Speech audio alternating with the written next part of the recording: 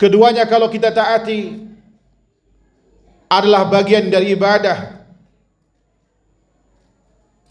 bagian dari takwa kepada Allah Subhanahu wa taala, dan itu adalah yang terbaik yang harus kita lakukan.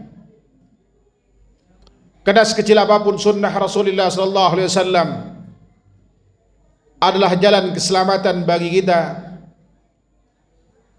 modal bagi kita untuk menjemput rahmat Allah Subhanahu wa taala, untuk menggapai kebahagiaan abadi di akhirat kelak. Salah satu dari sunnah Rasulullah sallallahu alaihi wasallam di penghujung Sya'ban adalah beliau melarang kita untuk melakukan puasa 2 hari atau sehari sebelum Ramadan, kecuali yang dikecualikan,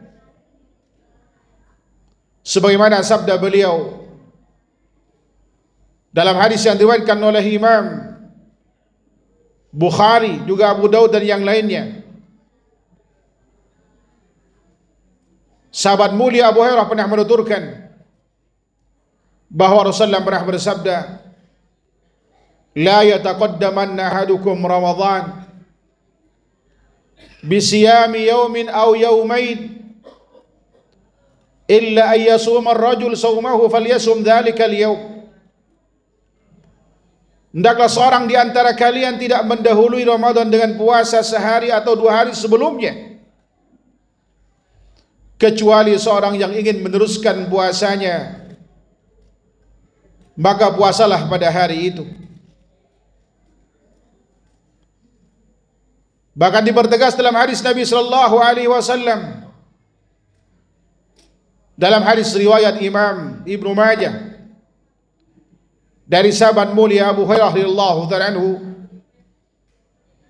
beliau bersabda, "Idza kana nisfu min Sya'ban fala sauma hatta yaji'a Ramadan." Bila nisfu Sya'ban sudah datang, maka tidak ada puasa sampai Ramadan tiba.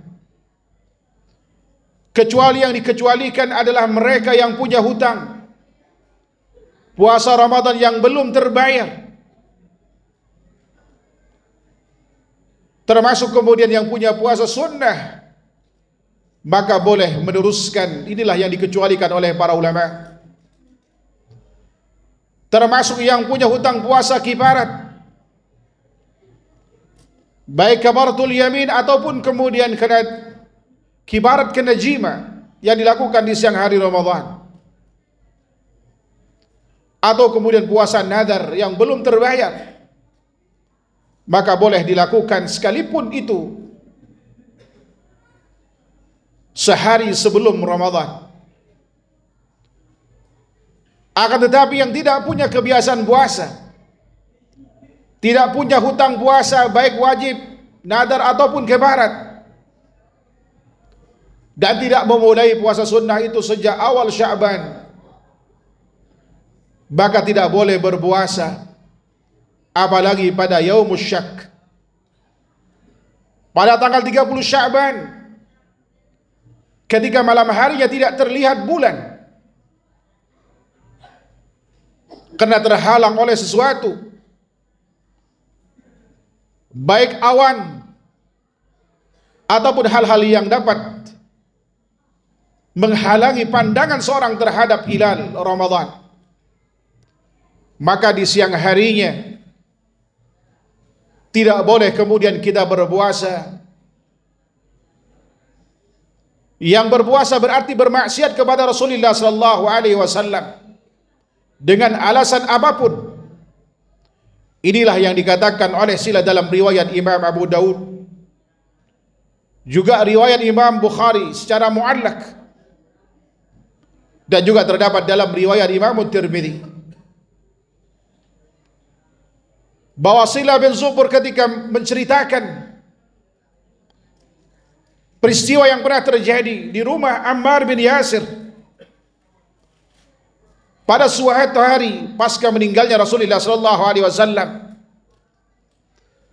di mana sebagian besar sahabat pada saat itu yang tidak tahu akan larangan Rasulullah sallallahu alaihi wasallam puasa pada yaumul syak. Sebagian mereka yang hadir yang diundang oleh sahabat mulia Ammar bin Yasir pada saat itu berpuasa. Sahabat mulia Ammar bin Yasir menghidangkan kepada mereka kambing guling. Fatanaha anhu ba'dul kaum. Dalam riwayat Imam Tirmidzi dikatakan sebagian sahabat menjauh. Ketika sahabat mulia Ammar bin Yasir berkata, "Kulu, makanlah." Mereka menjauh. Dan ada sebagian di antara mereka berkata, "Inni ana shaim." Sungguh saya sedang berpuasa. Lalu sahabat mulia Ammar bin Yasir berkata, "Faman shama hadzal yaum faqad asa Abul Qasim Muhammad sallallahu alaihi wasallam." Barang siapa yang puasa pada hari ini, berarti dia telah bermaksiat kepada Abul Qasim Muhammad sallallahu alaihi wasallam.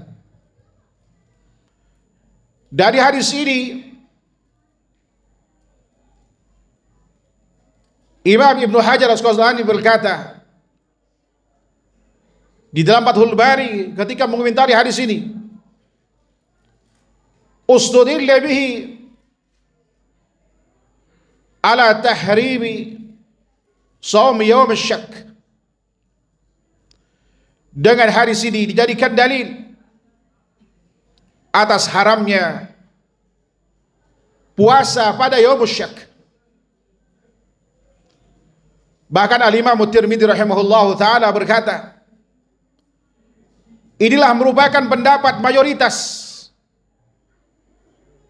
ulama dari kalangan sahabat Nabi sallallahu alaihi wasallam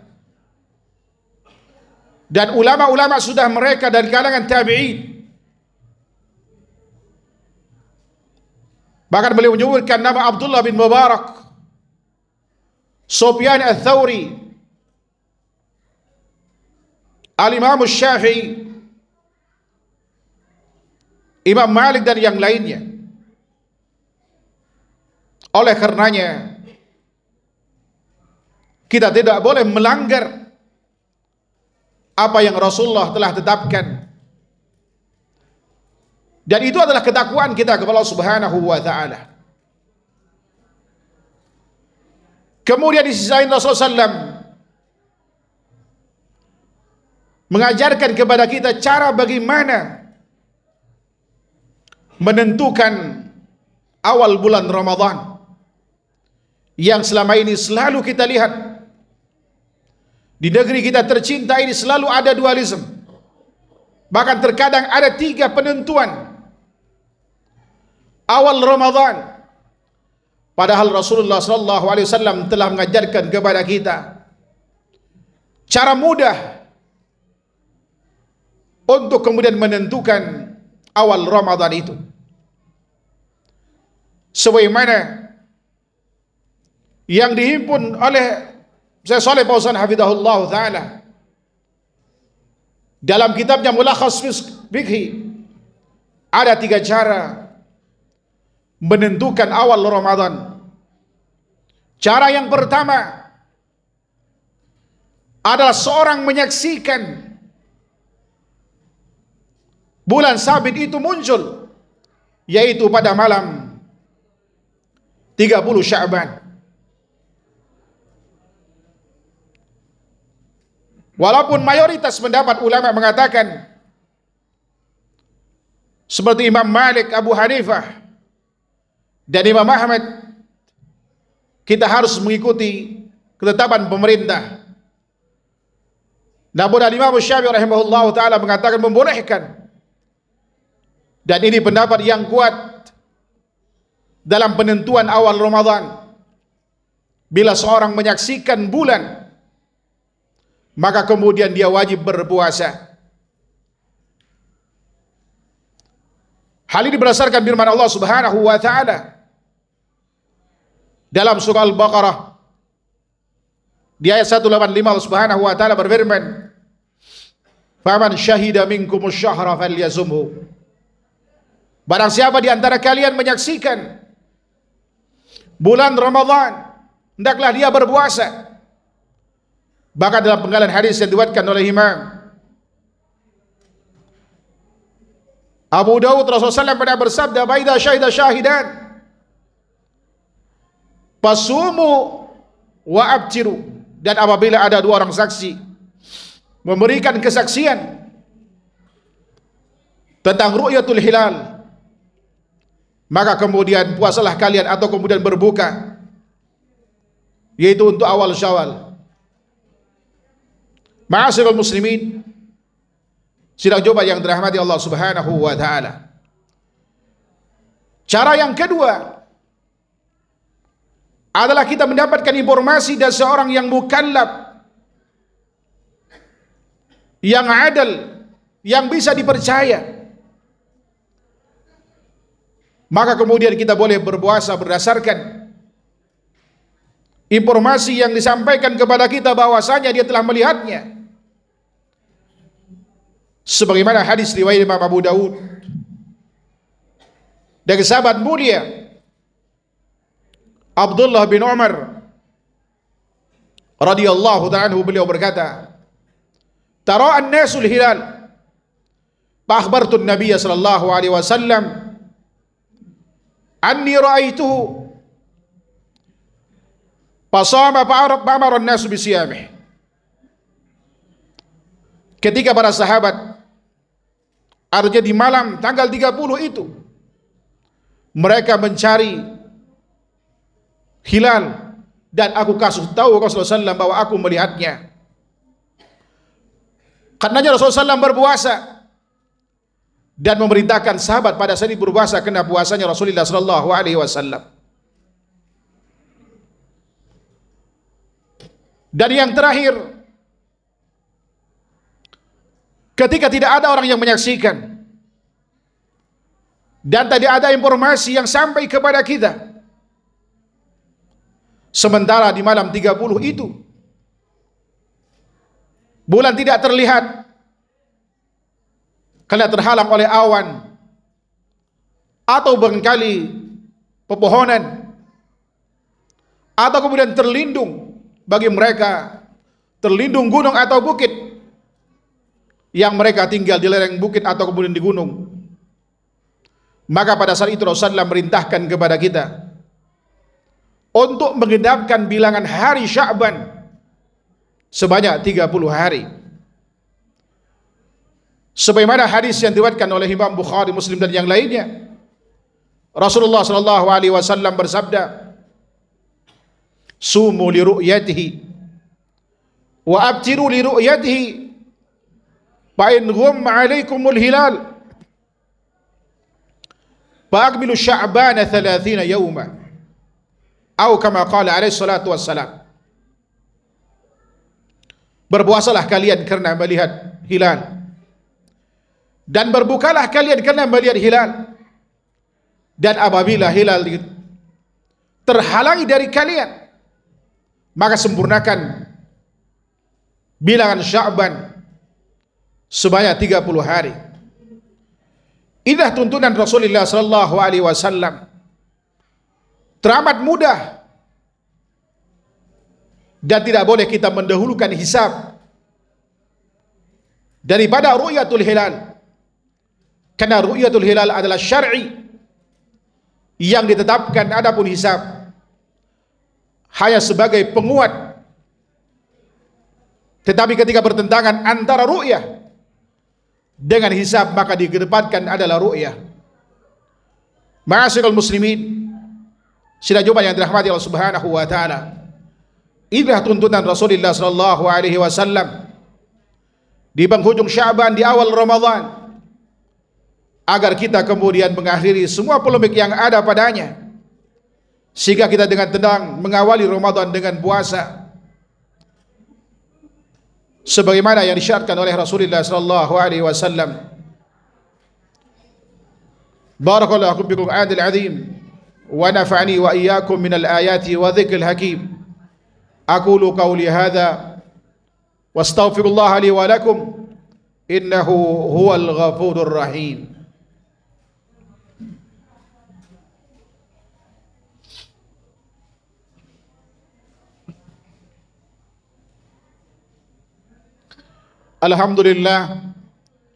Alhamdulillah rabbil alamin, wal aqibatu lil muttaqin, wala udwana illa 'alal zalimin, wassalatu wassalamu ala asrafil mursalin habibina Muhammad wa ala alihi wa sahbihi wa man tabi'ahum bi ihsanin ila yaumiddin.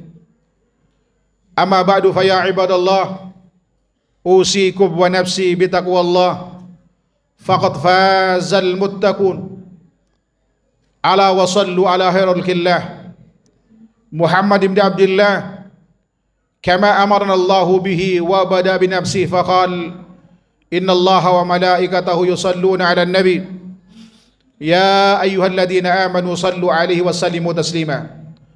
Allahumma salli wa sallim ala Muhammad wa ala ali Muhammad kama sallaita ala Ibrahim wa ala ali Ibrahim innaka Hamidum Majid, wa barik ala Muhammad wa ala ali Muhammad kama barakta ala Ibrahim wa ala ali Ibrahim innaka Hamidum Majid. Allahumma waffiq lil mu'minina wal mu'minat wal muslimina wal muslimat al ahya'i minhum wal amwat innaka sami'un qaribun mujibud da'wat. Rabbana waffiq lana wa liwalidina warhamhuma kama rabbawna saghira. Rabbana waffiq lana wa li ikhwanina alladhina sabaquna bil iman ولا تجعل في قلوبنا غلا للذين آمنوا ربنا إنك أنت رؤوف رحيم. ربنا لا تزغ قلوبنا بعد إذ هديتنا وهب لنا من لدنك رحمة إنك أنت الوهاب. ربنا هب لنا من أزواجنا وذرياتنا قرة أعين واجعلنا للمتقين إماما. ربنا إنا نسألك من خير ما سألك منه نبيك محمد صلى الله عليه وسلم ونعوذ بك من شر ما استعاذك منه نبيك محمد صلى الله عليه وسلم. ربنا آتنا في الدنيا حسنة وفي الآخرة حسنة وقنا عذاب النار. وصلى الله على محمد وعلى آله وصحبه وسلم، وآخر دعوانا الحمد لله رب العالمين. أقيموا الصلاة.